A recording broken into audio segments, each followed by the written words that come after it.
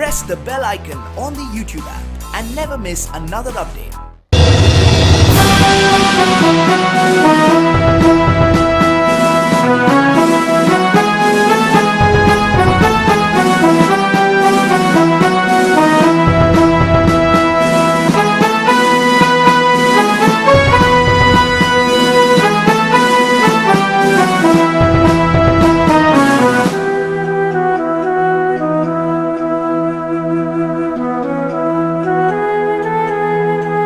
Welcome to the JC campus. Myself Mukesh Naithani. और आज का जो टॉपिक है वो बेस्ड है इंडियन कॉन्स्टिट्यूशन के पार्ट 5 पर। दैट इज हम पढ़ेंगे आर्टिकल 79 ऑनवर्ड्स। मीन्स आज का जो स्टडी है वो फोकस रहेगा आर्टिकल 79 से लेकर आर्टिकल 123 तक। मीन्स केंद्र की विधायिका, लेजिस्लेटिव ऑफ सेंटर, राइट। तो एज यू कैन सी, भारतीय संविधान पार्ट 5 केंद्र की विधायिका, जो कि प्रसारित है, प्रसारमान है आर्टिकल 79 से लेकर आर्टिकल 123 तक। हम बात कर रहे हैं एक्चुअली संसद की। संसद जैसा कि आर्टिकल 79 में बताया गया है कि संसद लोकसभा, राज्यसभा और राष्ट्रपति से मिलकर बनती है। ये संसद के इंपॉर्टेंट घटक हैं, ये संसद के पार्ट हैं। हालांकि राष्ट्रपति इनमें से न तो लोकसभा और ना ही राज्यसभा किसी का सदस्य होता है, लेकिन वो संसद में शामिल होता है। चूंकि हम बात करते हैं इसके इंट्रोडक्शन की, संसद है क्या? संसद एक सेंटर की लॉ मेकिंग बॉडी है, अर्थात विधि निर्माण इकाई।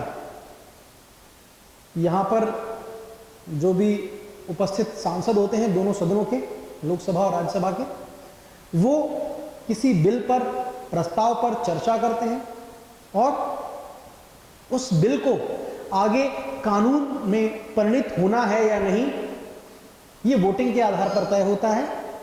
और अल्टीमेटली अंततः राष्ट्रपति के सिग्नेचर द्वारा या राष्ट्रपति की सहमति के बाद वो कानून बन जाता है। तो ये जैसा कि हम देख सकते हैं एक विधि निर्माण इकाई है। मेन काम इसका कानून बनाना है और एक निश्चित प्रक्रिया के तहत कानूनों का सृजन होता है, निर्माण होता है, कानून बनाए जाते हैं।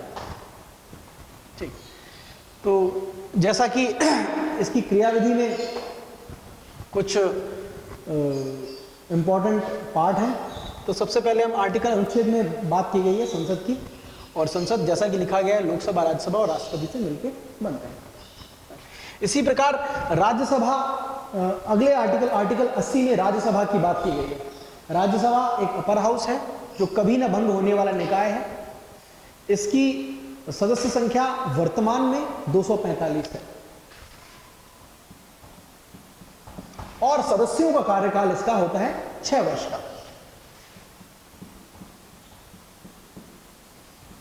तो भाई कुल मिला के बात ये होती है, ये कभी न भंग, और इसके सदस्यों का कार्यकाल कभी न भंग होने वाली इकाई, जो कि वर्तमान में सदस्य संख्या 245 है, कि जो कि अधिकतम हो सकती है 250 तक, लेकिन वर्तमान में 245 सदस्य हैं और इनका टेन्योर या कार्यकाल 6 साल का होता है। ध्यातव्य है कि हर 2 साल बाद इसके 1/3 सदस्य, 1/3 मेंबर्स, ये रिटायर्ड हो जाते हैं हर 2 साल बाद। और जो 2 साल बाद जो 1/3 सीट खाली होती हैं, उन पर दोबारा से चुनाव प्रक्रिया के तहत वो सीटें दोबारा से भरी जाती हैं। तो जहां तक योग्यता है या इस एलिजिबिलिटी है या मिनिमम इसका सदस्य बनने के लिए अर्हता है, वो है भारत का नागरिक होना चाहिए। जो व्यक्ति भारत का नागरिक हो, 35 वर्ष की उम्र जिसकी हो गई हो और किसी लाभ के पद पर न हो, वो राज्यसभा का सांसद बनने के लिए अर्हता रखता है, एलिजिबिलिटी रखता है। इसी प्रकार अगर हम लोकसभा की बात करें तो आर्टिकल 81 में लोकसभा की चर्चा की गई है। लोकसभा भी एक इस विधि निर्माण इकाई का लोअर हाउस या कि निचला सदन है, जिसका कार्यकाल 5 वर्षों का होता है। अर्थात हर 5 वर्ष बाद, अपनी पहली मीटिंग के दिन से 5 वर्ष बाद तक इसकी समयावधि रहती है और 5वें साल, ठीक 5 साल बाद फ्रेश चुनाव होते हैं, इसकी अवधि समाप्त हो जाती है, लोकसभा भंग हो जाती है और नए चुनाव के माध्यम से अगली लोकसभा स्थापित होती है। वर्तमान की जो लोकसभा चल रही है वो हमारी 16वीं लोकसभा है।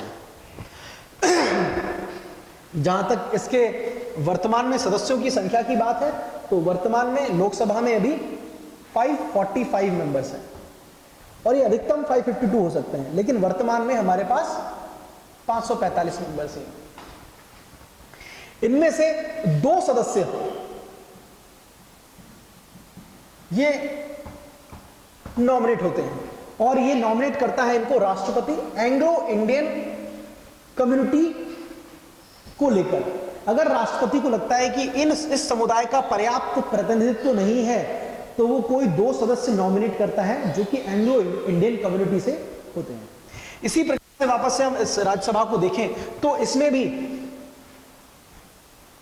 229 प्लस 4 प्लस 12, ये 12 सदस्य जो हैं वो नॉमिनेटेड मेंबर हैं जो कि राष्ट्रपति इन लोगों को नॉमिनेशन करता है कला, साहित्य, समाज सेवा और एक नई कैटेगरी जुड़ी हुई है विज्ञान के क्षेत्र में, खेल के क्षेत्र में ऑफकोर्स।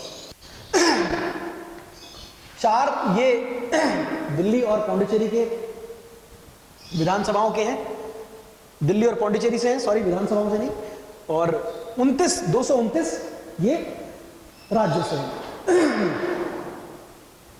29 राज्यों से ये विधानसभाओं से और ये नॉमिनेटेड, कुल मिला के 245 मेंबर। चूंकि जैसा कि विदित है यहाँ पर ये एक विधि निर्माण इकाई है और एक प्रोसेस के तहत यहाँ पर कानून बनाया जाता है, तो सबसे पहले जो बिल है वो लोकसभा और राज्यसभा में कहीं भी स्थापित किया जा सकता है। बिल मतलब प्रस्ताव, जो कि बाद में प्रोसेस के तहत गुजरकर एक्ट कन्वर्ट होगा और संविधान में शामिल होगा। तो वो किसी भी सभा में स्थापित किया जा सकता है, चाहे लोकसभा या राज्यसभा। लेकिन कुछ बिल को लेकर चीजें ऐसी नहीं है। जैसे अगर मैं धन विधेयक की बात करूं या मनी बिल की बात करूं तो उसे केवल लोकसभा में ही स्थापित किया जा सकता है, वो भी राष्ट्रपति की पूर्व अनुमति से। इसे राज्यसभा में स्थापित नहीं किया जा सकता ऑफ कोर्स, लेकिन राज्यसभा में भी ये बिल लोकसभा के बाद जाता है। ठीक है जी। और राज्यसभा में इसकी अवधि होती है 14 डेज, 14 दिन के अंदर अंदर वो धन विधेयक पर उन्हें अपनी प्रतिक्रिया देनी होती है, या वो उसको स्वीकार कर सकते हैं, पास कर सकते हैं, उसको खारिज भी कर सकते हैं और उसमें कुछ अमेंडमेंट कर सकते हैं। तीनों ही परिस्थितियों में कोई विशेष फर्क नहीं पड़ेगा अगर लोकसभा धन विधेयक को लेकर किसी बात को पर अड़ी हुई है। कहने का मतलब है कि धन विधेयक के मामले में लोकसभा अपर हैंड होती है, वो एक तरह से इसी की मोनोपोली होती है और राज्यसभा को यहां पर कोई विशेषाधिकार प्राप्त नहीं होता। अगर वो डिस्कार्ड भी करे तो 14 दिनों के अंदर अंदर वो अपने आप में पास माना जाता है, और अगर कोई प्रतिक्रिया नहीं देती तो भी माना जाता है कि राज्यसभा को ये बिल उसी रूप में स्वीकार है। ये लोकसभा के ऊपर है कि वो राज्यसभा की रिकमेंडेशंस को या अमेंडमेंट्स को माने या नहीं माने। इसी प्रकार आर्टिकल 87 में राष्ट्रपति के विशेष संबोधन की बात की गई है। राष्ट्रपति का विशेष अभिभाषण, ध्यातव्य है कि राष्ट्रपति जब लोकसभा, ये संसद में अभिभाषण की बात है, राज्यसभा जब भी राष्ट्रपति जब भी पहली लोकसभा होती है तो उसको एड्रेस करता है, साल के पहले की बैठक की अध्यक्षता करता है, और कभी जब उसे ऑफ कोर्स कभी कभी संयुक्त बैठक को भी संबोधित करने का उसका वो कर सकता है। आर्टिकल 87 इस बारे में बात करता है। आर्टिकल वही ऑन द अदर हैंड पांचों पार्ट अगर आप देखेंगे तो संसद की संयुक्त बैठक, ये आर्टिकल 108 में संयुक्त बैठक का प्रावधान है। और संयुक्त बैठक ओके सो हमारा इस कड़ी में जो आखिरी आर्टिकल है वो है विधायिका का, आर्टिकल 123, राष्ट्रपति की अध्यादेश जारी करने की शक्ति, अर्थात ordinance making power of president. ध्यातव्य है, ध्यान देने योग्य बात यह है कि राष्ट्रपति इस आर्टिकल की शक्ति का उपयोग करते हुए अध्यादेश अर्थात ऑर्डिनेंस तो रिलीज कर सकता है, लेकिन वो तभी कर पाएगा जब संसद के किसी दोनों सदनों में से कोई भी एक अनुपस्थित हो, अर्थात दोनों अनुपस्थित हो, कोई एक या दोनों अनुपस्थित हो। क्योंकि जैसा कि आपको पता है, अध्यादेश कोई भी जब बिल एक्ट में कन्वर्ट होता है तो उसकी एक प्रक्रिया फिक्स होती है, तय प्रक्रिया के तहत ही वो उस प्रक्रिया से गुजरकर वो बिल एक्ट में कन्वर्ट होता है। और वो प्रक्रिया ये है कि दोनों हाउसेज में अलग अलग उस पर डिबेट, डिस्कशन और वोटिंग। चूंकि यहां पर संसद के दोनों सदन अभी उपस्थित नहीं है, तो और साथ ही कानून बनना किसी विषय पर इतना महत्वपूर्ण है, जरूरी है, तो उस क्रिटिकलिटी को देखते हुए राष्ट्रपति इस आर्टिकल का इस्तेमाल करते हुए उस बिल को वैलिडेट कर देता है अपनी तरफ से। और संसद की तरफ से संसद के जो दोनों हाउसेस का की तरफ से जो पेंडेंसी है, वो संसद की नेक्स्ट मीटिंग के लिए उसे रिजर्व रखा जाता है। ध्यातव्य ये है, ध्यान देने योग्य बात यह है कि इस पेंडेंसी की वजह से ये जो ऑर्डिनेंस है इसमें कोई भी फर्क नहीं पड़ता, अर्थात इसे अपनी कानूनी शक्ति पूरी तरह से प्राप्त हो जाती है। ये बिल जो कि अभी राष्ट्रपति ने जिसको हस्ताक्षर कर दिए हैं, यद्यपि ये संसद के दोनों सदनों से अभी इसको पास होना शेष है, इसके कानूनी मान्यता पर, इसकी कानूनी शक्ति पर किसी भी प्रकार से अंकुश नहीं लगाता है, इसे बिल्कुल एक कानून की तरह हैसियत प्राप्त होती है। लेकिन जैसे ही हाउस बैठता है उसे 6 महीने के अंदर, हाँ एक बात और ये भी है कि इसकी वैलिडिटी 6 महीने तक अवेलेबल है, इसकी वैलिडिटी 6 महीने तक है। इन बिटवीन ये दोनों सदनों से पास हो जाना चाहिए, पारित होकर, और पारित होने की वही प्रक्रिया है डिबेट, डिस्कशन और वोटिंग। ध्यान देने वाली बात यह है कि अगर वो किसी भी एक सदन से पारित नहीं होता है तो इसकी वैलिडिटी, इसकी लीगैलिटी अपने आप में खत्म हो जाती है, अर्थात वो अध्यादेश समाप्त हो जाता है। एक बात और ध्यान देने वाली बात यह है कि आर्टिकल 123 का इस्तेमाल करते हुए राष्ट्रपति किसी भी विषय पर अध्यादेश को प्रख्यापित नहीं कर सकता, अर्थात ऑर्डिनेंस को रिलीज नहीं कर सकता। इसकी पावर्स कुछ लिमिटेड इस प्रकार से हैं कि ये केवल संघ सूची के विषयों पर ही, अर्थात यूनियन लिस्ट के सब्जेक्ट पर ही कानूनों को बना सकता है, जिसकी समयावधि 6 महीने है। अर्थात संसद के दोनों सदनों से इसे 6 महीने के अंदर अंदर प्रख्यापित होने की तिथि से इसे पास होना पड़ेगा, अन्यथा यह निरस्त हो जाएगा, इनवैलिड हो जाएगा। एनडीए गवर्नमेंट का लैंड एक्विजिशन बिल इसका एक उदाहरण है, जैसे कि कम से कम 6 से 7 बार अध्यादेश के जरिए प्रख्यापित किया गया था, क्योंकि राज्यसभा में मेजोरिटी नहीं होने की वजह से एनडीए सरकार इसे पारित नहीं करा पा रही थी, और ऑर्डिनेंस मेकिंग पावर के थ्रू आर्टिकल 123 का इस्तेमाल करते हुए कैबिनेट के थ्रू वो उसे 6-7 बार लेके आई और उसे मीन टाइम ये बिल अपना काम करता है। अल्टीमेटली सरकार को इस बिल को वापस लेना पड़ा, क्योंकि ये राज्यसभा में बार बार अटक रहा था। तो ये हमारा इस कड़ी में आखिरी आर्टिकल था।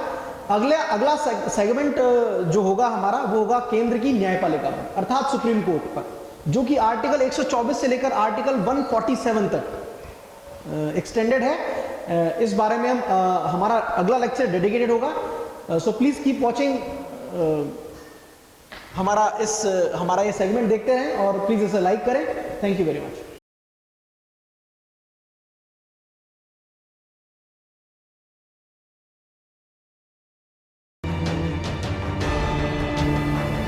Hello friends, welcome to JC campus. स्वागत है आपका जेसी कैंपस। आज हम हिंदी व्याकरण का अध्ययन करेंगे और